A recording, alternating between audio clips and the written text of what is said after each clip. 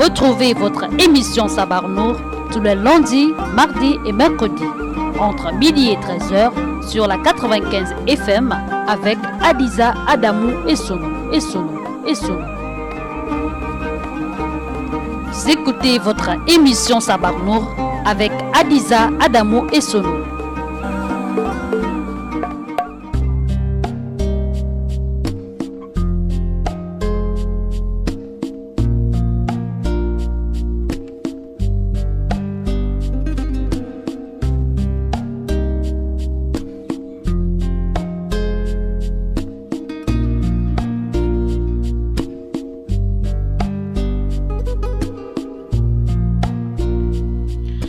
Assalamu alaikum wa rahmatullahi wa barakatuh, fidèles auditeurs, et bienvenue dans le studio vert de Sabarnour, votre rendez-vous du lundi midi. Alors, on va commencer avec le hadith du jour, qui parle des règles relatives aux épidémies dans l'islam. Ensuite, je vais vous proposer comme ça la sourate 27 du noble Coran, voilà, qui parle la sourate 57, autant pour moi, du noble Coran, Ar-Rahman le Clément. Ensuite, on va revenir dans l'espace santé sur la pandémie du moment, le Covid-19, voilà comment le monde musulman vit cette pandémie. Et la rubrique Le saviez-vous, on va parler du mariage, fidèles auditeurs. Voilà, on marque notre première pause et juste derrière, on commence.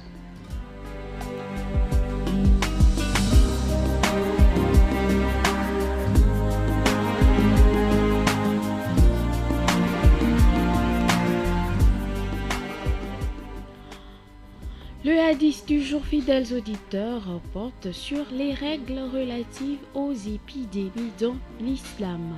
Au nom d'Allah, le tout miséricordieux, le très miséricordieux. D'après Anas ibn Malik, qu'Allah l'agrée, le prophète, que la prière d'Allah et son salut soient sur lui, disait régulièrement: Ô Allah, je demande protection auprès de toi contre le bara, c'est-à-dire une forme de lèpre. C'est une maladie, une forme de lèpre. Voilà, contre la folie, contre la lèpre et contre les mauvaises maladies. Entendez par mauvaise maladie, comme ça, plusieurs maladies précises. Le prophète, paix, bénédiction et salut de Dieu sur lui, qui a généralisé la demande de protection contre toutes les mauvaises maladies. Alors, si vous avez peur du coronavirus, si vous souhaitez ne pas le contracter comme tout le monde, voilà, fidèles auditeurs, cette invocation, ce hadith, vous concerne. Alors, je reprends. Au nom d'Allah, le tout miséricordieux, le très miséricordieux. D'après Anas ibn Malik, qu'Allah l'agrée, le prophète, que la prière d'Allah et son salut soient sur lui, disait régulièrement: Ô Allah, je demande protection auprès de toi contre le bara, contre la folie, contre la lèpre et contre les mauvaises maladies. C'est un hadith rapporté par Abu Daoud et authentifié par Cheikh Albani, fidèles auditeurs, à méditer tout au long de cette journée.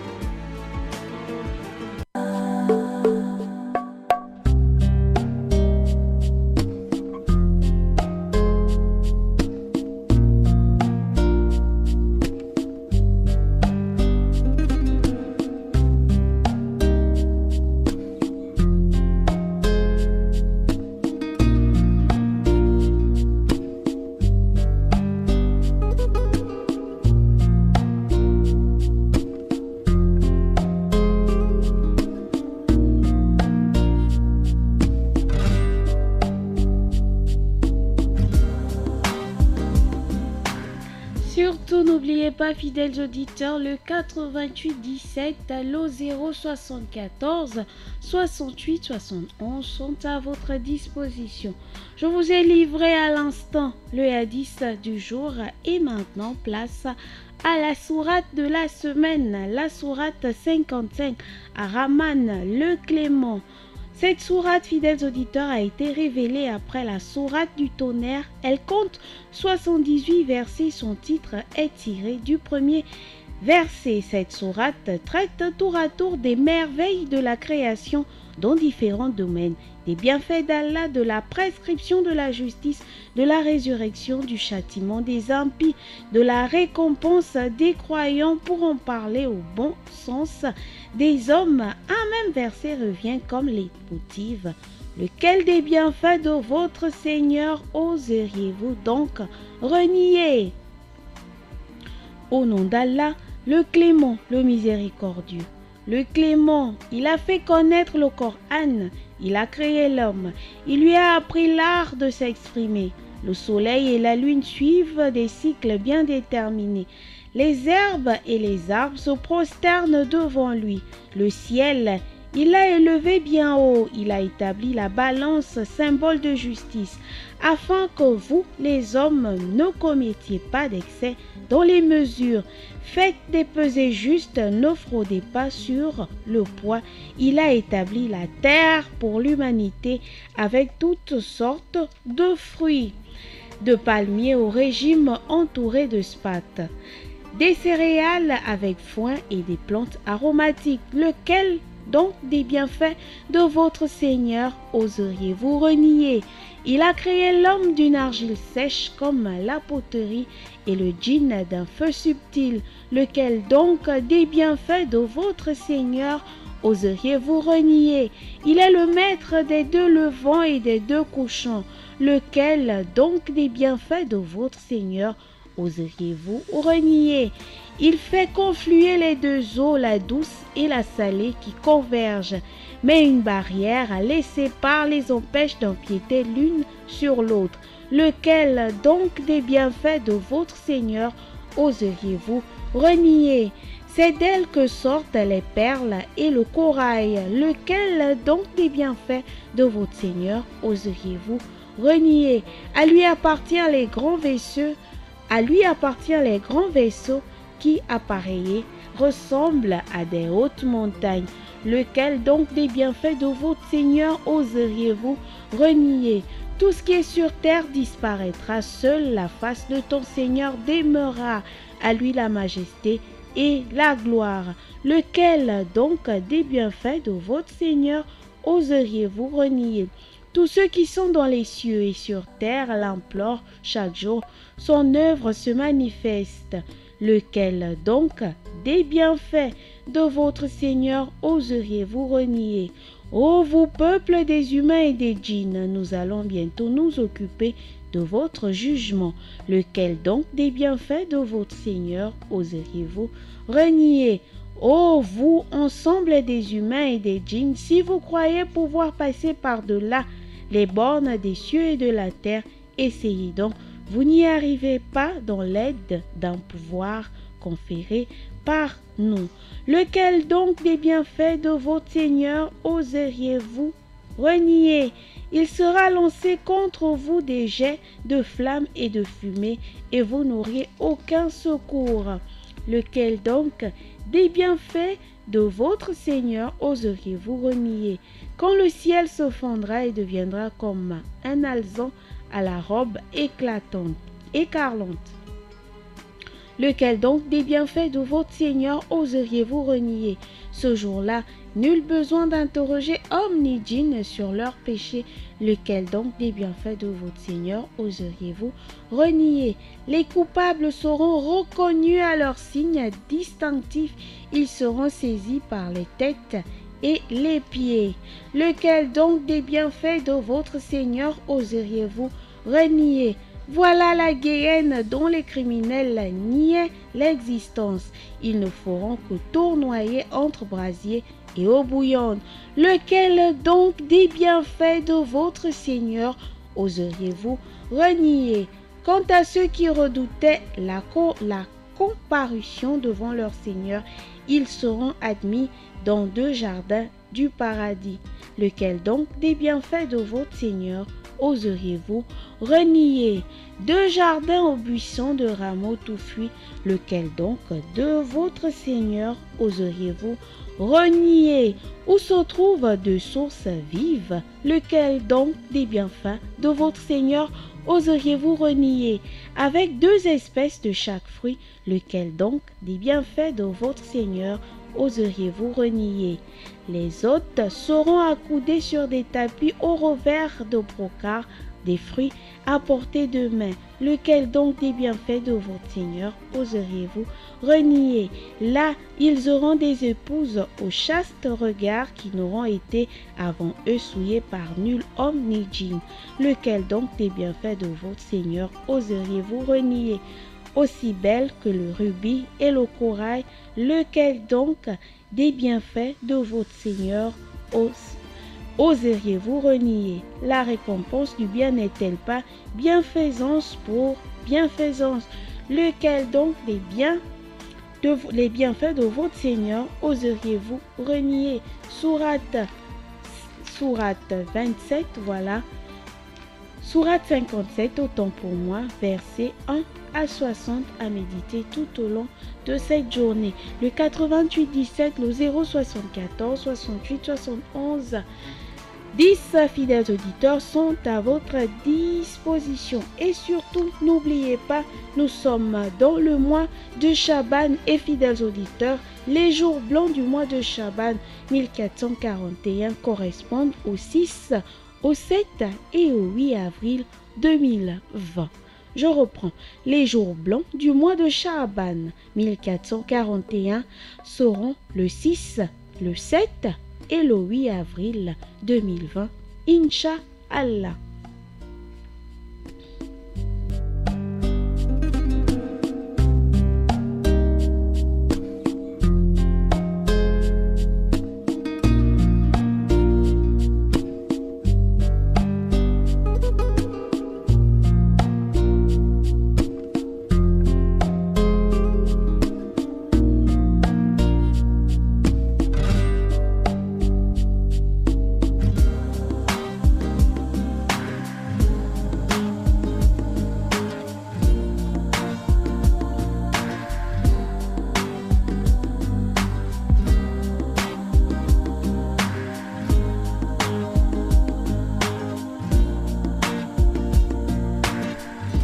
Le 88-17, le 074, 68, 71, 10 fidèles auditeurs sont à votre disposition. Vous voulez participer à l'émission, vous voulez simplement adresser des salams à vos proches, c'est simple, composez le 88-17 ou le 074, 68, 71, 10. Alors, dans la rubrique Le saviez-vous aujourd'hui, fidèles auditeurs, on parle du mariage. Le mariage, fidèles auditeurs, est un contrat dont l'une des clauses est de permettre au conjoint de servir la volupté de l'autre. Il est institué par Allah qui dit épouser les femmes qui vous conviendront à raison de 2, 3 ou 4 épouses. Si vous craignez d'être partiaux, que ce soit une seule épouse ou des esclaves en votre possession. Coran, sourate 4, verset 3. Veillez à marier ceux d'entre vous n'ayant point de conjoint, ainsi que vos serviteurs des 2 sexes. Veuillez à marier ceux d'entre vous n'ayant point de conjoint, ainsi que vos serviteurs de 2 sexes. Coran, sourate 24, verset 32. Néanmoins, si on peut subvenir aux besoins du mariage et qu'on craint de tomber dans l'adultère en vivant dans le célibat, on doit obligatoirement se marier.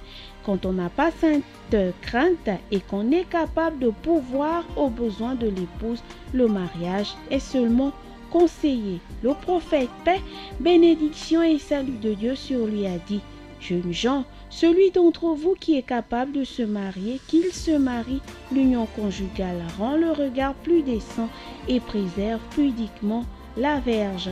Rapporté par Bukhari et Muslim. Alors, fidèles auditeurs, parmi les conditions de validité du contrat de mariage musulman, d'abord la formule comme si le tuteur dit, ce qui signifie « je te marie une telle » et que l'époux répond ce qui signifie « j'accepte son mariage ». Le terme Zawajuka, j'espère que je prononce bien, qui a le même sens ou sa traduction « je te donne pour épouse » ou « je te marie » selon l'imam Ashfaï. Dans d'autres écoles, il est valable de dire toute expression qui indique ce qui est visé. Quatrièmement, le tuteur de la femme. Le premier, c'est le père s'il est musulman, sinon le grand-père paternel, sinon le frère du même père et de même mère, sinon le frère du même père, sinon le neveu, sinon l'oncle paternel ou encore le cousin. Ainsi, il faut respecter cet ordre dans les tuteurs, sinon le mariage n'est pas valable. Par ailleurs, aucun proche du côté de la mère ne fait tuteur. 2 témoins musulmans libres de sexe masculin, pubères, sains d'esprit. Voilà parmi les conditions, c'est de ne pas commettre les grands péchés comme délaisser la prière, connaissant la langue dans laquelle se déroule le contrat et connaissant la femme sujette. Ainsi, pour le contrat de mariage musulman soit valable, il est nécessaire que le tuteur dise au futur époux, par exemple, « je te marie ma fille une telle » et que le futur époux répond par exemple « j'accepte son mariage » et il ne suffit pas qu'une tierce personne dise au futur époux « acceptez-vous une telle pour épouse » et à la femme « acceptez-vous un tel pour époux ». Ceci n'est pas valable. Cinquièmement, que l'époux soit musulman pour la musulmane. En effet, il n'est pas permis qu'un incroyant épouse une musulmane qui fasse partie des gens du livre ou qu'il n'en fasse pas partie en raison de la parole d'Allah. On marque une petite pause et juste derrière, on continue.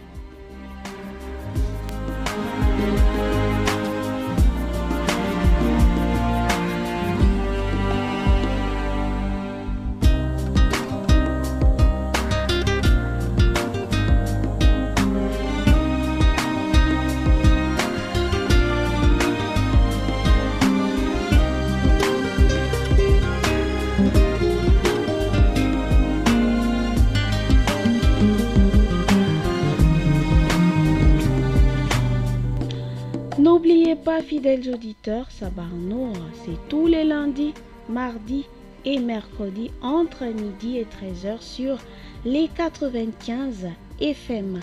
Alors, après la rubrique Le saviez-vous où on parlait du mariage, place à l'espace santé. Et cette semaine, fidèles auditeurs, on revient encore sur la pandémie du Covid-19. Alors, et aujourd'hui, c'est pour parler du coronavirus dans les pays musulmans, ce que le Covid-19 a changé pour les musulmans.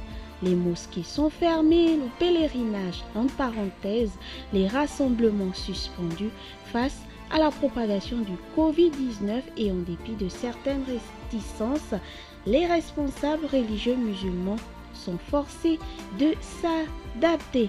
Les images saisissantes de l'esplanade de la Kaaba vide ont fait le tour du monde, le lieu le plus saint de l'islam. La grande mosquée de la Mecque a été temporairement fermée le 5 mars dernier pour lutter contre la propagation du coronavirus qui avait déjà fait près de 4000 morts. Une mesure inédite accompagnée d'autres décisions, fermer les mosquées saintes de la Mecque et inédite entre les services d'Al-Isha et d'Al-Fajr et suspendre la Umrah, le petit pèlerinage, jusqu'au 15 avril prochain. En Iran, où le Covid-19 a déjà fait près de 300 morts, des dizaines de milliers de mosquées sont restées fermées vendredi dernier. Et aux Émirats, le Conseil de la Fatwa, instance officielle, a émis un avis. Il est haram d'aller à la mosquée si l'on est malade.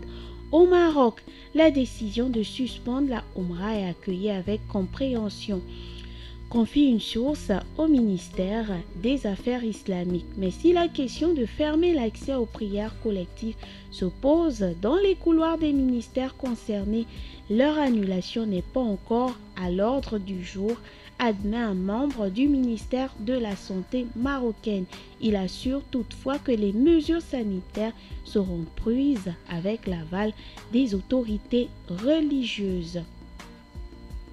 Du côté de la France, les mosquées de Paris sont fermées. Pourtant, la prière représente bien un moment favorable à la contagion du virus. Une mosquée, c'est un lieu de grande promiscuité. Au début de son prêche, l'imam demande aux fidèles de se rapprocher épaule contre épaule en pleine crise du coronavirus. Mieux vaut éviter les afflux des fidèles, assure le recteur de la grande mosquée de Paris, à laquelle sont affiliées 300 autres mosquées de France. Face à la pandémie,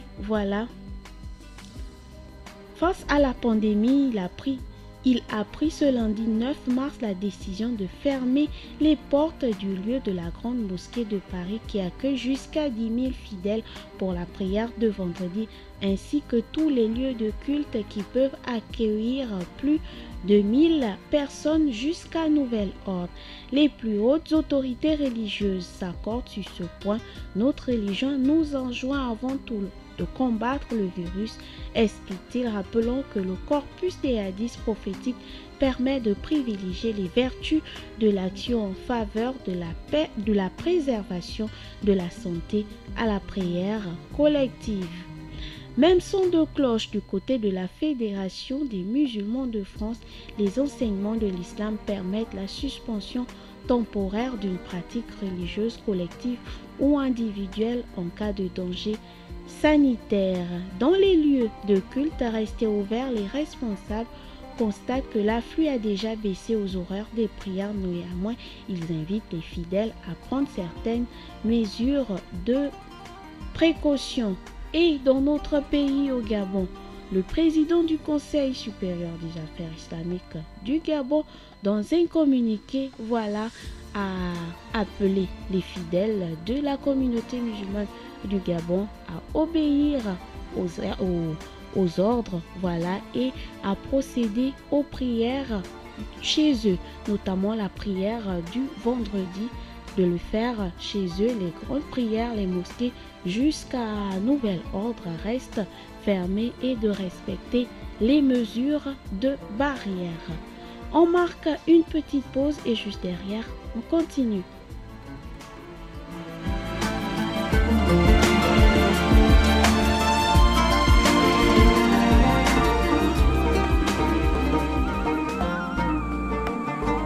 Retrouvez votre émission Sabar Nour tous les lundis, mardis et mercredis entre midi et 13h sur la 95 FM avec Adiza, Adamou et Sono.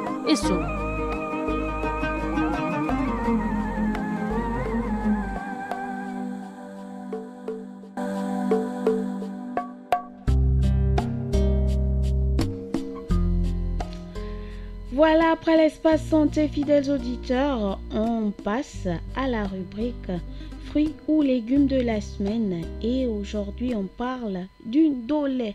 L'ondolé, fidèles auditeurs, qui n'est pas seulement le plat préféré et le plus populaire au Cameroun, mais c'est aussi une plante qui peut faire des merveilles sur les malades.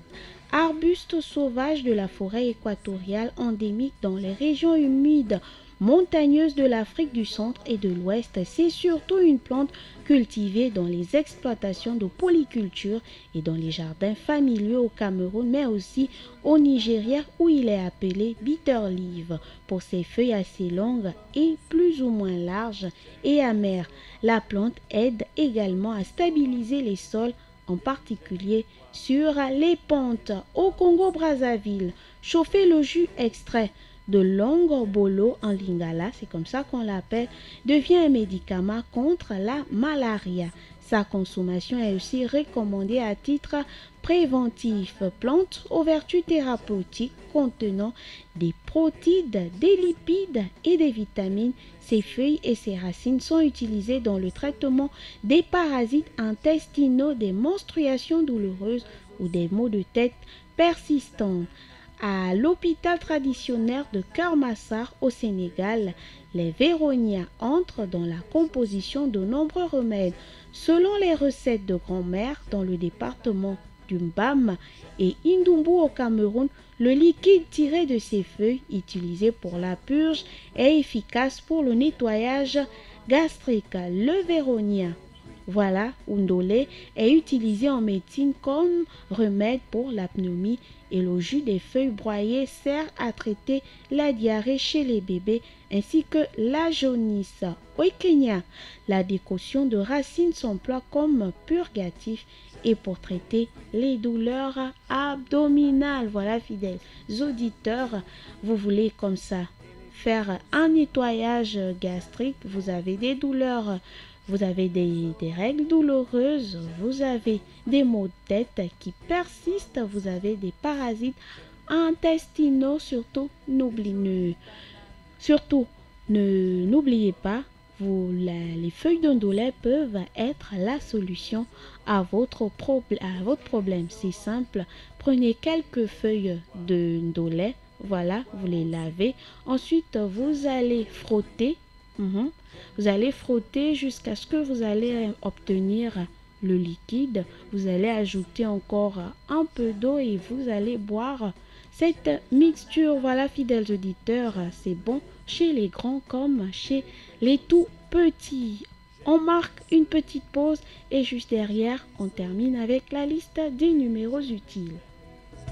Et les fraises aussi, j'aime les ananas, les beaux ananas, et j'aime les pêches, et les pêches aussi. J'aime les fruits, j'aime les bananes, j'aime les fruits, et les pommes aussi. J'aime les fruits, j'aime les oranges, j'aime les fruits. Une première réaction, fidèles auditeurs, au 074 68 71 10. Assalamu alaikum wa rahmatullahi wa barakatuh, à vous et à toute l'humanité. Qu'Allah nous pardonne nos péchés. Demandons-lui de nous pardonner pour qu'il efface ce virus de notre planète qui est la Terre. Il y a des signes pour ceux qui réfléchissent. Amin. Voilà, c'est un message de la part de Monsieur Omar Zemba du côté de la campagne. Je fais un salam à l'imam Tidiane et à l'imam Sangaré, sans oublier toi-même, Adiza Adamou. Merci, le message n'est pas signé. Voilà, fidèles auditeurs, le 88 17, le 074 68 71 10 est ouvert, est à votre disposition. Vous aussi, comme le frère Omar Zé, écrivez-nous ou appelez-nous au 88 17 ou au 074 68 71 10. Salam particulier à Monsieur Mbati Aboubakri depuis la Sablière. Monsieur Mbati Aboubakri qui adresse un salam à Maman Mariam de Gabonstor, à Monsieur Souleymane Diom, à l'imam Youssouf de Kembo. Qu'Allah nous protège de cette maladie. Amin. Mbati Aboubakri depuis la Sablière. Salam également à la sœur Abiatou qui, je suis sûre, nous écoute depuis Saint-Georges. Salam à tous les auditeurs qui nous écoutent depuis le début de cette émission dans leur maison. Sabah non, c'est tous les lundis, mardis et mercredis entre midi et 13h sur Radio Nour, la passion du savoir. Radio Nour au service du développement 24h sur 24. Nous allons marquer notre dernière pause et on va terminer avec la liste des numéros utiles.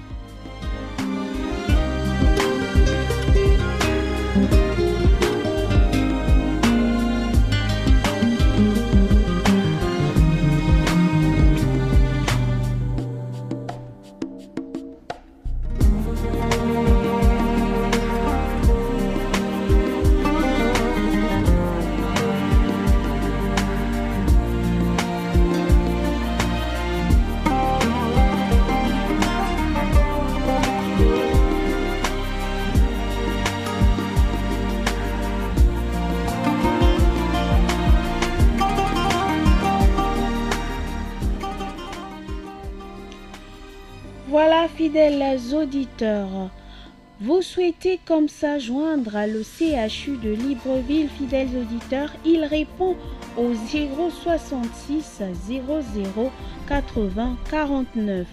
Vous souhaitez joindre le CHU d'Ovando, il répond au 062 52 03 80. L'hôpital militaire situé au PK9 répond au 011 79 00 00. L'hôpital de Nkembo répond au 011 72 62 65. Le SAMU répond au 011 79 36 15 ou au 011 79 38 38. Alors, fidèles auditeurs, on passe aux ambassades. Vous souhaitez comme ça joindre l'ambassade de l'Algérie, fidèles auditeurs, il répond au 011 44 38 02. L'ambassade d'Allemagne répond au 011 76 88 au 011 76 01 88. L'ambassade d'Allemagne. Vous souhaitez joindre à l'ambassade d'Égypte, composez le 011 73 25 38. L'ambassade du Liban répond au 011 74 24 88. L'ambassade du Mali répond au 011 73 73 82. L'ambassade du Maroc répond au 011 44 48 92. L'ambassade du Sénégal répond au 011 77 42 67. L'ambassade de Sao Tomé et Principe répond au 011 72 15 27.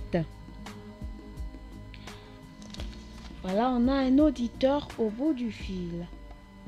Allô? Wa alaykoum salam. Ouais. C'est Moumine. Oui, vous êtes en direct, on vous écoute. Vous adressez des salams à qui? Oui, salam Hadiza Adamou. Merci. Oui, salam Imam Sangare. À l'imam Sangare. Oui, je veux salam Imam Tidjani Babagana. À l'imam Tidjani Babangana. Oui, je veux salam Ibrahim Bonnet. Je veux salam Moussa Touré. D'accord. Je veux salam Maël Malamba. Maël Manomba. D'accord. Oui, salam alaikum. Wa alaykoum salam et merci frère Moumine d'avoir appelé, d'avoir participé à cette émission, fidèles auditeurs, le 88 17, le 074 68 71 10 reste à votre disposition. Alors, je disais tantôt, si vous souhaitez joindre l'ambassade du Maroc, composez le 011 44 48 92. Après les ambassades, on passe au consulat. Le consulat du Burkina Faso répond au 066 25 11 35. Le consulat de l'Équateur répond au 011 44 31 45. Le consulat de France répond au 011 79 20 40. Le consulat du Ghana répond au 066 27 93 40. Le consulat de l'Inde répond au 011 76 43 07. Le consulat du Niger répond au 011 76 17 56. Le consulat de Mauritanie répond au 011 74 65. Le consulat du Tchad répond au 011 20 39 21 et celui de la Tunisie répond au 077 34 30 29. Place à présent au service de sécurité publique. La préfecture de police de Libreville répond au 074 18 12 12 ou encore au numéro WhatsApp 011 74 ou encore au numéro WhatsApp 065 95 06 67. Le commissariat d'Okala répond au 011 45 05 08. La brigade de recherche et d'investigation répond au 011 72 09 51. Vous souhaitez joindre les sapeurs-pompiers de Bessieux, composez le 011 76 15 20. Vous souhaitez joindre les sapeurs-pompiers de la commune d'Ovando, composez le 011 70 27 61. Vous avez des soucis d'eau ou d'électricité? Fidèles auditeurs, le service dépannage de la SEEG répond au 011 76 73 73 et la brigade bleue de la SEEG répond au 066 01 60 47. Voilà, fidèles auditeurs, qui vient mettre un terme à ce premier numéro de la semaine de Sabarano. Et surtout, n'oubliez pas, nous sommes dans le mois de Chaban. Plus qu'un mois nous sépare du mois béni de Ramadan. Et les jours blancs du mois de Chaban 1441 sont le 6, le 7 et le 8 avril 2020. Inch'Allah. À la présentation, c'était Adiza Adamou et Sono. À la réalisation, Axel Kumba aux côtés de Paturel Minsa. Je vous dis assalamu alaikum, à demain Inch'Allah avec de nouvelles informations dans le cadre de Sabah Nour.